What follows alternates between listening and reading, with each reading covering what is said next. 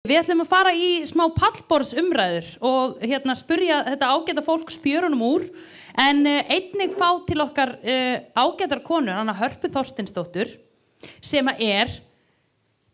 verkefnastjóri lýðheilsumála hjá borginni. Það ekki gott? Komdu til mín. Klöppum fyrir Hörpu. Sko, við hittumst fyrst þegar við vorum 6 ára og svo hittumst við aftur 30 eitthvað árum síðar og horfðum báðar í augun á hver annar og bara af hverju þekkjumst við. En þetta var bara svona lítið fyrir ykkur, þetta er kannski smá svona had to be there moment. Allavega. Heyrðu, og hún Sigrún Tómasdóttir sem farin að rita nafn sitt Sigrún Tómas, eins og Halla Tómas. Það ekki? Auðlindaleiðtogi Vass hjá Orkuveitunni. Heyrðu, og mér langar að bjóða Sólrúnu og Andra Snæ upp. Sko, ég held að já, og bolli sem þú nýtir aftur, auðvitað, til þess að spara. Einar, getur þú hjálpað mér?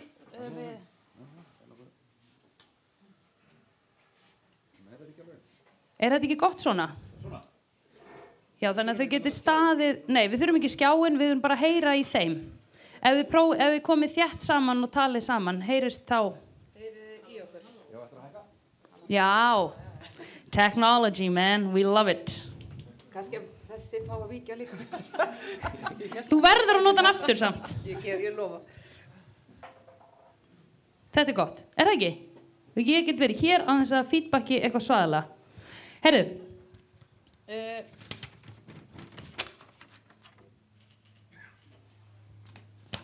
Þetta? Svona.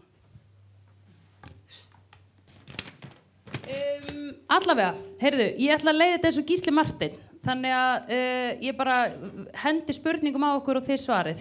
Harpa, mér langar að byrja á þér. Mér langar að spyrja hvaða tengingu hefur umræða í heiminum ferskvatn við okkur hérna. Og þá kannski sérstaklega núna á þema degi ársins þar sem þemaði vatn og þema þess eru jöklar. Það er þannig sko. Á morgun dagur vatnsins og þema dagsvatnsins eru jöklar. Er það ekki? Bráðnun jökla. Þetta er svo flókið sko, en það tengist allt vatni. Heyrðu, hvernig tengist það sveitafélögum og svoleiðis á Íslandi? Já, bara óbúslega góð spurning. Þetta er náttúrulega bara, já, þetta er betra. Tala hérna. Og kannski bara alveg fínt að pikka upp þar sem Andri Snær var svona að leiða okkur eitthvað svona aðeins inn í framtíðina og við fengum svona öll nett svona auka hjartslátt en staðreyndin sú og tengist líka því sem að þú varst að tala bara bara hvernig þróunin Við erum alltaf að færast nær og nær okkar kannski því sem að við sáum í gamla dag, ég meina amma og afi áttu sumarbústað við Helluvatn. Þannig að ég var alltaf bara að synda hann í læknum bara við vatnsverndarbolið og pissaði í hann og eitthvað. Þú veist, þetta er bara ekki, þú veist. En núna náttúrulega erum við að víkja frá því og byggðin að færast nær og þetta einhvern veginn að þróast ótrúlega hratt. Og ef við horfum bara til 2050 þá munu 70% íbúa jarðar búa í borgum. Þannig að það ekkert að ástæðulausu að þemun í dag eru svolítið að fara svona úr svona kannski að við séum að horfa á þetta ekki bara svona út frá svona alþjóðlegu samhengi heldur við að færast nær borgunum af því að þar eru innviðirnar okkar, þar fólkið sem að tekur ákvarðanirnar sem að stýra okkar framtíð og þetta snertir okkur vegna þess að við náttúrulega búum bara svo vel. Við erum í algjöru forritnu stöðu hérna á Íslandi.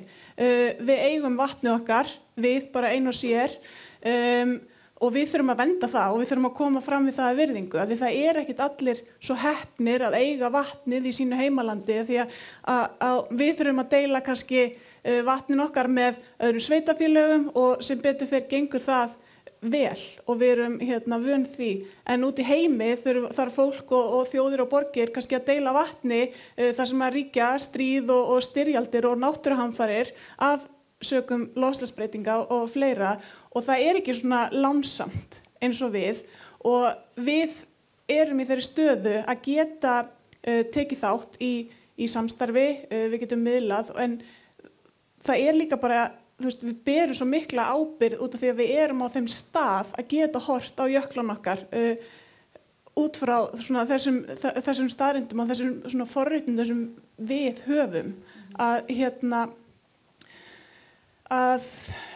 við erum samt að verða fyrir sömu áhrifum og fólk allstaðar í heiminum. Þannig að ég held einhvern veginn við inn í okkar búblu, við þurfum að passa svo óbúslega vel upp á það hvernig við skipuleggjum okkar byggð og þar bara, ég meina Reykjavík stærsta borgin, eina borgin á Íslandi og stærsta sveitafélagið og ber þar alveg þetta gríðarlega mikla ábyrgð og fer með ákveðin svona frumkvæði því hvernig við ætlum að nálgast okkar vatnsverndarsvæði og hvernig við stýrum umferð, hvernig við stýrum byggð í kringum og menningu í kringum þessi svæði og hvernig við ætlum að móta framtíðina til næstu ára. Þannig að við einhvern veginn, við verðum að leggja mat á það og nú kem ég svona kannski aðeins að lýðheilsu hliðinni í þessu, af því það er bara verið að tala um það í dag, bara af hverju ættum við að leggja, við erum að gera umhverfismat og af hverju erum við núna að tala og ríkisstjórnin að tala fyrir því að innleiða svo kallað lýðheilsumat. Vegna þess að þetta snertir okkur, þetta snertir heilsu okkar, þetta snertir mannréttindi, þetta snertir bara snýst jöfnuð að fólk sem og okkar kynslóðir hafi þennan jafna rétt á aðgengi að bara heilbrigðri náttúru, heilbrigðum lífsgæðum og við sjáum bara að bara þessi umræði, það fengu allir aðeins fyrir hjarta bara að tala þessar stóru breytingar. Og fólk að tala bara hvaða áhrif þetta hefur á andlega líðan, andlega heilsu fólks í samfélaginu okkar og við einhvern veginn verðum að hugsa þetta út frá öllu þessu heildarsamhengi, bara hvað er það? Við leitum í náttúruna til þess að líða vel, við leitum í svona ákveðið svona öryggi, maður talar að þetta aðgengi, en við þurfum líka þá að skapa þessa umræðu, hvar getum við boðið upp á þetta aðgengi, þetta umhverfi, líka bara innan borgarmarka, án þess að skaða kannski vatnssvæðin okkar. Við erum í Elliðaárdalnum og við þurfum kannski bara líka að lyfta þeim svæðum sem eru í návígi við okkar íbúa aðeins hærra.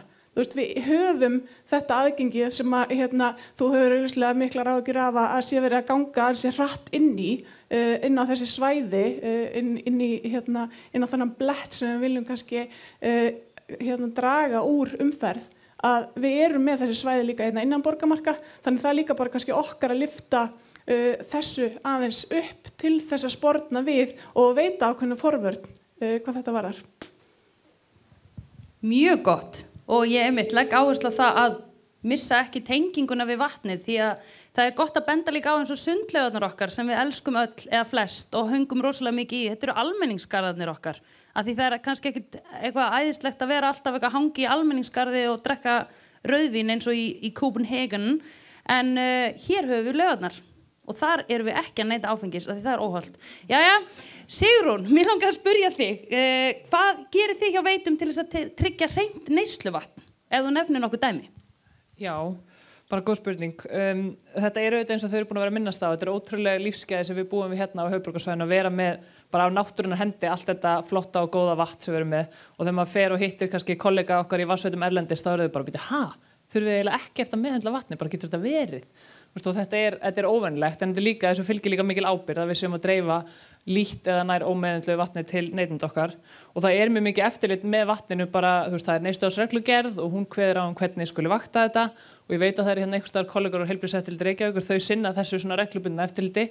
Það er tekin meir en 100 sýni á ári víðsvegar og dreifikerfinu og höfuðborgarsvæðinu og uppi við vatnsbólinn og þetta er greint fyrir svona gerlum og eðlisfræðilegum eiginleikum í vatninu. En svo er líka sjaldnar á ári, svona kannski cirka 9 sinnum eru tekin svona stærri sýni sem eru greind af fyrir mengunarefnum og öllum aðal- og snefilefnum og þannig að fylgjast við með því hvort það sé verða eitthvað breytingar á vatninu okkar. En þetta er hins vegar allt svona punktsýni, þetta sýnir bara hver staðan er og það þarf að senda þessi sýni, sum eru greind hérna matið sem það tekur nokkra daga að fá niðurstöður úr því, sumt er sent erlendis og það tekur 2 vikur kannski að fá niðurstöðunar. Þannig að þetta er ekki eitthvað sem við getum notað til að bregðast við, augljóslega bara vatnið komið heim til ykkur í krannan og þau búin að drekka það áður en að við vitum að það hefur verið eitthvað að. Þannig að þetta er ekki hræðsluáróður, þetta er bara svona er þetta bara.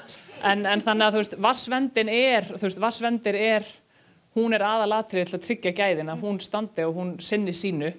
En svo erum við, viðbótar þessu reglubundna eftirliti, þá erum við búin að vera að svona auka mjög mikið líka bara í að reyna að skilja betur hvað áhrifaþættir eru, hvað áhrif hafa til dæmis að þið nú búið að tala loftslagsbreytingar, hvað áhrif hafa svona öfgaatburðir í veðurfari á vatnsgæði, hvernig spila þeir inn í til dæmis örverugæði og það hefur svo verið vita alveg bara áratuga skeið að vatnsbólin okkar af því þetta eru þessi leku og sprungnu hraun sem við erum að vinna úr sem eru frábærir grunnvatnsleiðarar en þau geta líka verið viðkvæm þá fyrir mengun á ofan og þetta getur verið annarkvort örverumengun eða efna- og olíumengun og við erum búin að vera svona að sjá alltaf meira og meira bara hvað þessir atburðir geta haft áhrif á vatnsgæði og það var þarna Heiða myndist á þessi landsérna hafi verið eitthvað svona alvarlegur atburður og það er vissulega rétt en ég veit ekki, fólk mann kannski eftir þarna 2018 þá var þetta svona stór leysinga og örverumengunar atburður og þá þurfti að senda út svona tilkynningar suðu- og neysluvatni hérna á höfuðborgarsvæðinu sem hafði ekki gerst mjög lengi og í kjölfarið á þessu þá var ákveðið að svona setja aðeins upp belti og axlabönd og fara að lýsa vatnið okkar með útfjólubláu ljósi, vatnið það sem við köllum neðra svæði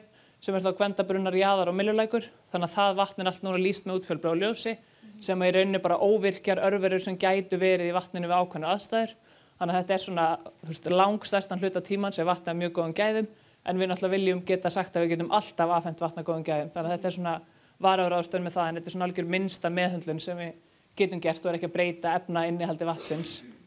Svo höfum við líka bara verið að bæta við vöktunarbúnaði. Til dæmis, ég veit að þú varst hrifin af orðinu trítlateljarar, en við höfum verið að setja upp það sem er kallað frum. Já. Þetta eru svona tækjabúnaður sem heitir frumuflæðissjár og þetta leyfir okkur að greina örverur eiginlega í rauntíma, svona niður í hálftíma frest og með þessu þetta sjá bara heildar örverufjölda í vatninu sem geta verið skaðlegar í minni hluta eða bara góðar örverur sem eru í öllu vatni og þá er þetta að fylgjast með því að það kemur stór úrkomuatburður eða leysingaratburður og þá er þetta að sjá að þessum trítlum hvernig þeir eru að aukast og þá jafnvel gera breytingar á vinnslunni ástæðu til færa því við erum mjög ríflega afkastageti í Heiðmörk og þá getum við hugsað ok, tökum meira úr þessu svæði sem er minna útsett fyrir örverumengun, minkum upptöku hér og svona þetta eins að dreifa vinnslunni yfir svæðin. Og svo líka eins og að þegar Sólrún myndist að eldgosavanna, þetta eru þetta orðið, fyrir 10 árum vorum við ekki að hugsa um elda á Reykjanesinu, þá var þetta bara eitthvað sem gerist á 800 ára fresti.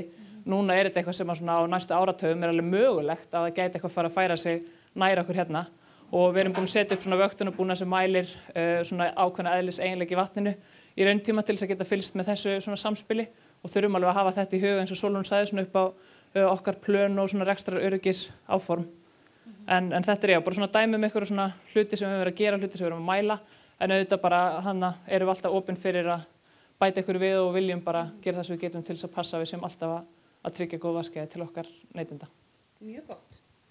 Ég var bara eitthvað að hugsa líka samt út af því að þú veist, væri eitthvað geðveikt mikið mál að finna bara eitthvað annað vatnssvæði heldur en Heiðmörk og græja vatnið þaðan? Það væri alveg geðveikt mikið mál. Okay. Þessi svæði eru, og ég held að þó að þetta er svona óábyrgt kannski að segja en ég held samt að kollegar minnir í salnum geta alveg sagt að líka ég held að eina ástæðan fyrir að höfuðborgin getur byggst upp á þessu svæði er að því að við erum með þessa nálægð við þessi frábæru grunnvatnssvæði. Við erum með þessa grunnvatnsstrauma sem streyma þarna niður frá Bláfjöllum og Sandskeiði og veita okkur allt þetta mikla vatn. En þetta svæðin eru, vinnslusvæðin eru það sem er að því þarna voru lindauppspretturnar, þarna eru samspil af lekum hraunum og líka sprungum. Þannig þetta eru gríðarlega afkastamikil svæði. Það er alveg, við erum með í rauninni 2 undirsvæði sem köllum Vatnsendakrika og svo þetta neðra svæði. Það er fræðilega og svona verkfræðilega hægt að flytja sig aðeins ofar í grunnvatnsstrauminn en við vitum líka frá mælingum á holum sem hafa verið boraðar þar að þetta er ekki eins leksvæði eins og þau svæði sem við erum að vinna úr núna. Þannig að þá erum við að tala um að það þyrfti að fara í einhverja framkvæmdir sem væri borun á gríðarlega mörgum holum sem myndi gefa minna magn. Það þyrfti að fara í uppbygging á lögnum og mannvirkjum og öllu svona og þetta þyrfti alltaf að gerast á aðrennstursvæði núverandi vatnsbóla og sem er bara að fara með bor og svona framkvæmdir þetta er glussi og olía og tæki og boring. Nei, reyndar geggja skemmtilegt boranir en já, þannig að þetta er eitthvað sem að væri alltaf mjög flókið, alls ekki víst með árangur, gríðarlega mikil áhætta og svo er tölunum bara ofboðslega kostnaðarsamt. Þarna væri við að tala um einhverja framkvæmd sem myndi kosta milljarða ef ekki 20 milljarða og ég held að sé svona erfitt að segja kannski að það væri eitthvað sem væri gott að gera við almannafé þegar við erum með þessi góðu svæði sem við erum að vinna úr og með þessum, þessari minniháttar meðhöndlun sem lýsing er og góðri vatnsvernd, þá held ég að við bara getum tryggt góð vatnsgæði þarna ókomna tíð og þurfum bara að halda fast í þau og vera tilbúin hverskins vá frá hvað sem það er vonandi ekki stríði en náttúruhamförum. Endilega. Ef það yrði olíuslys svona ofarlega á Hellisheiðinni innan vatnsverndarsvæðisins. Hversu lengi bara í Bláfjöllum eða eitthvað stærðarna, hversu lengi væri það að koma fram? Þessi, hversu, tekur það 100 ár að ná inn á vatnsverndarsvæðið, eða sett inn í vatnsbólinn sjálf, eða myndi það gerast bara eftir nokkra mánuði? Ég bara gerum ekki grein fyrir því. Nú gott að hér eru 2 góðir líkanmenn frá vatnaskilum í salnum. En svo, vatnsverndarsvæðin eru skilgreind út frá, eða sérst með vatnafarslíkani og grannsvæðismörkin, þetta eru þarna, myndið þess að Sólrún var að sýna, þetta er brunnsvæðis og grannsvæðis og fjarsvæði og grannsvæði miðar svona gróft við 400 daga aðrennslistíma og Bláfjöll eru aðeins ofar en grannsvæði þar á fjarsvæði, en þetta eru svona meðaltalsgildi til stökkvið innstrákar eða vilji. Þannig að þetta eru meðaltalsgildi þannig að við getum sagt að aldur vatnsins í Heiðmörk kannski á bilinu nokkri dagar ef við sjáum eitthvað slys sem myndi gerast nálagt eða tugir dagar, kannski þetta fyrir alltaf eftir hvernig þetta væri, er þetta olíu, er þetta efni eða upp í Bláfjöll alla leið þá getur það verið einhver ár. En svo er þetta alltaf auðvitað bara líkan, það er bara, það tekur bara ákveðin inntaksgögn og gerir ákveðin nálganir. En svo getur við verið með sprungur og hraðar rennslisleiðir og svona. En ég held í Bláfjöllum þá erum við að tala alveg lengri aðrennslistíma heldur en ef við erum að hugsa eitthvað sem gerist innan svæðisins. En svo líka það sem alltaf svona eitthvað til að hafa í huga í þessu það er eitt, þú færið eitthvað slys og það fer eitthvað niður, þú hefur svo stuttan tíma til að reyna grafa upp og ná því sem þú getur náð, svo ef þú eitthvað starf á bara hrauni, þá bara ferða niður og þú ert lengi með meitilinn að reyna grafa niður til að reyna að ná því upp, þá ertu bara búin að missa þetta niður og svo það eftir að renna og þá er svo lítið sem við getum gert í því. Og kannski ef ég má bæta við, og það er, þessi nýja hugsun sem innviðafyrirtæki að hugsa núna. Við hefum alltaf verið að setja viðbragðsáætlun, hvernig ætlum við að bregðast við, hvað hefur langan tíma, erum við með viðbragðsteymi til staðar, er ykkur að vakta þetta. Við verðum að fara að huga, ef við getum komið í veg fyrir þetta gerist, þá er það alltaf best. Af því það er ekki gefið að við getum komið viðbragð.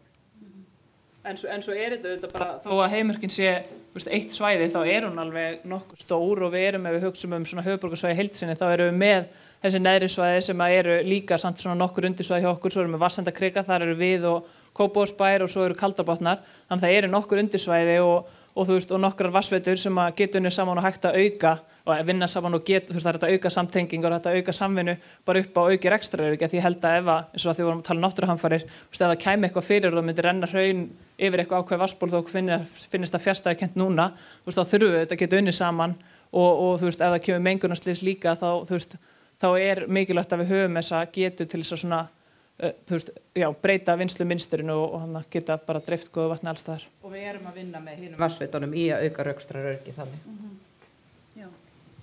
Þá langar mig að beina næstu spurningu til þín, Sólrún. Hvernig eru samræmast ykkar áætlanir í Heiðmörk, öllum bara þeim fjölda fólks undirrituð þar með talin sem vil stunda útivist í Heiðmörk? Það bara samræmist frábærlega, því að eins og ég var að reyna að segja áðan, við viljum að Heiðmörkin sé útivistarpartís. Henni verður skipt upp, getur sagt í hólf, útivist þar sem bílar eru allt í lagi og svo viljum við bara búa til vin í Heiðmörk sem er bíllaus útivistarpartís, þar sem að fólk kemur og hleypur og skíðar og gengur og nýtur kyrðar skógarins í útivist og það er bara hluti Heiðmörkur. Svo er bara fullt af öðrum svæðum í Heiðmörk og mjög strósagott sem að þú veist að segja, það eru fullt af öðrum útivistarsvæðum í Reykjavík. Við erum að byggja hérna upp Áningarstað Orkuveitan sem er algjör útivistarpartís og sérstaklega fyrir barnafólk og annað og svo erum við náttúrulega að byggja upp Austurheiðar og við í Veitum við byggjum á langri sögu að byggja upp útivistarsvæði. Það voru veiturnar sem byrjuðu að græða upp þennan dal, það voru veiturnar sem byrjuðu að græða upp Heiðmörk og ef með mismunir ekki, þá var það fyrsti rafmagnsstjórinn sem var mikill áhugamaður að græða upp. Þannig að við viljum endilega taka þátt í að búa bara til fleiri útivistarsvæði síðan líka með Reykjavík. Andri minn. Akkur elskar vatn svona ógeðslega mikið? Ég er 70% vatn, þannig að þetta er bara sjálfselska. Ice Guys er líka 50% vatn. Nei, hvað er það? 45. Ice og Guys eru menn. En þeir eru 70%, þannig að þetta er hærra hlutfall. Herðu, ok, mjög gott. Ég eigum að taka spurningar úr sal. Er einhver með spurning úr sal? Herðu, get ég hlaupið með mikrofónin? Sjáum til. Viltu kynna þig fyrst? Einar Sveinbjörn heiti ég og fyrst ég var borgarfulltrúi í flokk Fólksins Reykjavík. Ein spurning varðandi í framhaldi af spurningu andra áðan, varðandi vonandi verður aldrei olíuslys innan vatnsverndarsvæðis Heiðmerkur, eða okkar heitir Reykjavík. Spurningin svo, að ræða eitthvað skonar olíuflutninga á svæðinu, hvort innan þess eða í kringum svæðið? Það olía á bílum. Þannig að það bara, það bara olía í bílum. Þannig að já, við getum sagt já, það olíuflutningar bara á þessum tækjum sem keyri gegnum. Ok, en það væri það er náttúrulega mikill munur kannski á 1 lítra olíuleka úr bíl, heldur en kannski 10 tonna olíuslisi, skiljið, upp á 400 daga. Já, þú ert að tala upp í Bláfjöll. Spurningin bara semst, væri möguleiki á því að stórt olíumengunarslys myndi eiga sér stað í Heiðmörk? Innan vatnsverndar. Já, það möguleiki að það verði mengun af olíu eins og bara það fylgir bílum og við höfum séð að við höfum verið í raun heppin að þessi slysið þegar hafa orðið hafa ekki leitt til þeirra mengunar við þurft að koma viðbragð. Þannig að það er alveg möguleiki á meðan það eru bílar að keyra mjög nálægt vatnstökusvæðunum okkar. Sér, viltu bæta ykkur við? Nei, auðvitað, ég held að nú sé ég líka umsjónarfólk og vatnstökusvæðina að það ekki, við vonum að sé ekki 5.000 lítra olíubílar bara að nýta sér þetta sem einhver akstursleið, en svo erum við með bíla, það eru 50 lítra, svo erum við með vinnuvélar, það eru kannski 100 lítra, 150, 500 lítrar og svo ef þú tekur alla bílana og leggur þá saman, þetta er líka alltaf spurning samleiðar áhrif og sammögnunar áhrif, það hefur farið út að rúta, það farið út að vörubíl, þannig að þetta er líka kannski spurningum, við getum ekki séð allt og vita allt, ég meina þetta sem Sólrún var að sýna, þetta er það sem hefur verið tilkynnt til okkar, og sem við sjáum okkar fólk sér, en svo heyrum við líka af því og Þóra hér getur stafst að það fer ykkur út á og svo bara sést bara það er búið að draga bíl burt, við getum ekki alltaf vita allt, þannig að en auðvitað vitum við þetta er ekkit endilega eitthvað skemmtileg umræða, en ég held að þetta sé samt bara þörft að hugsa þetta í þessu samhengi. Og við vitum bara að forvarnir er betri og það er bara orðið slys erlendis sem hafa menga vatnsból og það eru ekki að tala olíubíla Þannig að við bara viljum veita vatnin okkar vafan af því að það er umferð leiðir sem við getum farið aðrar, við þurfum ekki að keyra þetta. En þú spyrir hvað rafmagnsbíla, við höfum fengið ráðleggingar frá heilbrigðiseftirlitinu að það eru efni í rafmagnsbílum sem geta mengað. Þannig að því miður þá teljum við að þau geta líka verið hættulegir inn á vatnstökusvæðunum okkar. En svo bara þarna mikilvægt að það er þessi deiliskipulagsvinna í gangi og innan hennar er verið að fara að vinna áhættumat þar sem er hort á alla þessa þætti og þannig að það sé bara þetta allt fít inn í það að reyna að taka sem bestar ákvarðanir fyrir svæði til langs tíma og út frá ýmsum sjónarhornum. Takk fyrir. Bara örstuð takk hérlega fyrir svörin. Ég vil líka ítreka það að ég er algjörlega sammála því sem hefur komið fram hjá ykkur að takmarka umferð bíla þarna og allar þar hugmyndir sem þið komið fram á þann að við erum hjartanlega sammála því. Takk fyrir. Takk fyrir þetta. Einhverju fleiri sem... Já. Þetta var svo pen upprétting. Ég er svo kurteis. Já. Þetta er Dóra Björt, formaður umhverfis- og skipulagsráðs Reykjavíkur og er aðeins að velta fyrir mér hvernig við tryggjum sem best sambýli vatnsverndar og skógræktar í Heiðmörk. Þetta er álitaefni sem hefur komið upp í samhenginu.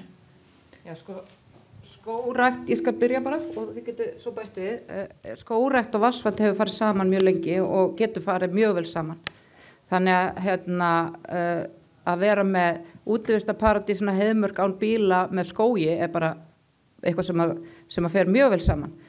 Þannig að ég sé ekkert þetta í fyrirstæðu að viðhalda þeim skógi sem er þarna og sjá til þess að þessi útivistarparadís að við rekum hana saman eins og við gerum í dag, það bara fer mjög vel saman. En það eru ákveðin eðli í starfsemin sem hefur verið að nuffra sem þarf að breytast á okkar mati, skilurðu. En það getur bara færst til og við getum haldið áfram okkar farsæla samstarfi að viðhalda þessum skógi sem er þarna nú þegar.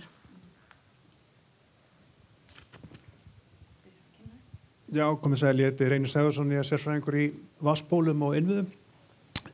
Skil ég ykkur rétt að það standi ekki til að hindra för gangandi frekar en í dag? Snúist aðalum bíla. Já, við þurfum að færa, við þurfum að girða betur af svo kvöldum brunnsvæði og við þurfum að færa hlaupastíg, allavega það er eitt hlaupastíg sem við vitum, við þurfum að færa en við munum færa hann og bara endurbæta hann sko. En annað, þetta snýst bílaumferðina og innan svæðis. Við viljum að þarna bara fái fólk að njóta útivistar eins og það hefur gert en ekki á bíl. Takk fyrir þetta. Við höfum pláss fyrir eina spurningu viðbót. Já, Ásta Þórdís Skjaldal, ég sit í umhverfis ástandinni Dóru Björt hérna. Mér langaði bara að spyrja í þessu skipulagi, gert ráð fyrir að koma á einhvern hátt sérstaklega til móts við hreyfihamlaða á slíku útivistasvæði? Takk. Já, sko, það náttúrulega eru stígar en það verður ekki hægt að fara þá bíl ef það markmið okkar nást fram en hins vegar náttúrulega eru önnur útivistarsvæði þar sem að við í rauninni getum þá stunda útivist ef við þurfum að fara á bíl. En auðvitað reynum við að hafa stígan eins góða hægt það fer bara svolítið eftir í hvort fólk getur, hvernig hreyfihömlun til staðar og annað, en auðvitað verða einhverjar breytingar. Takk hérlega fyrir. Má ég kannski, mér langar kannski bara aðeins í þessu samhengi að bæta við að við erum náttúrulega þó við séum að tala fyrir einmitt að lyfta upp öðrum svæðum í kringum Reykjavíkurborg og hérna í kringum höfuðborgarsvæði að það þýðir ekki að sé eitthvað að það sé verið að draga úr þeirri notkun sem á svæðinu nú þegar. Okkur bara fer gríðarlega fjölgandi og bara ágengnin í þessi svæði að aukast svo gríðarlega hratt að við erum ekki kannski að ná að þróa okkur í að hratt og í rauninni, fjölgunin Þannig að þess vegna þurfum við líka bara að benda á aðra kosti og en líka bara í öllu skipulagi og þegar við erum í samstarfi við skógræktina og bara aðra hagsmuna aðila í kringum okkar útivistarsvæði í kringum Reykjavík að þá horfum við alltaf sérstaklega til aðgengismála og það alveg greiðlega mikilvægt að það sé að öllu sé fært að nýta sér útivistarsvæði í kringu Reykjavíkurborg og þess vegna erum við líka að horfa á bara samgöngur til annara svæða, bara við erum í ákveðni greiningavinnu núna þar sem erum að skoða, önnur skólendi, við erum í mjög góðu samstarfi við til dæmis stígagerðina núna í kringum Elliðaárdalinn upp á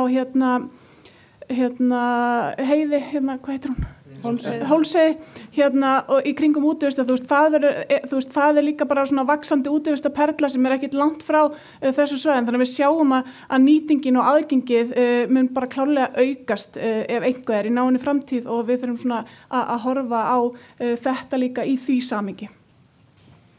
Takk kærlega fyrir. Við höfum ekki má við taka eina spurningu viðbót? Við höfum taka eina spurningu viðbót, ég fekk leyfi. Góðan daginn, Auður Kjartansdóttir heiti ég og framkvæmdastjóri Skógræktarfélags Reykjavíkur. Það ég vil bara benda á að Skógræktarfélag Reykjavíkur hefur verið að gróðursetja og það staði fyrir sjálfboðalega starfi með uppbyggingu á Heiðmörk. Heiðmörk fagnar 75 ára afmæli á þessu ári. Þetta ég held að allir sem búa á Íslandi geti verið sammála að skjól eitthvað sem eftirsóknarvert. Skógurinn í Heiðmörk einstakur. Hann það tegundafjölbreytnin, tré að því að þú ert að tala tíminn ástæður. Líftími trjáa allt annar heldur en líftími okkar manna. Trén í Heiðmörk úlinga núna. Og þau að spretta úr spori og vaksa og dafna og þeim alveg sama hvernig við mannfólkið hugsum tré. Þeir bara vita að þau eiga að vaksa en það ekki hægt að líkja saman skóginum á Hólmsheiði sem vissulega framtak Skógræktarfélags Reykjavíkur sem öll getur þakklátt fyrir en þá það líka bara sko skógurinn í Heiðmörk einstakur og það þarf að tryggja aðgengi á honum. Takk.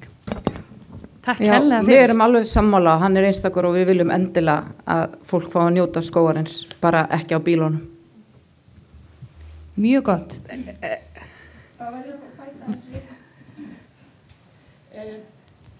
Varðandi það þá langar mig kannski aðeins að segja að það varðandi sko viðburðarhald á að hleypa sálfræðingum sem eru að taka móti börnum í Heiðmörk, á að taka móti hjólreiðafélagi Reykjavíkur sem vil hjóla í Heiðmörk, á að taka á móti, þú veist, þetta eitthvað sem að allir eru ekki alveg sammála og þessi heimasíða sko afstæða til vatnsverndar að það megi ekki vera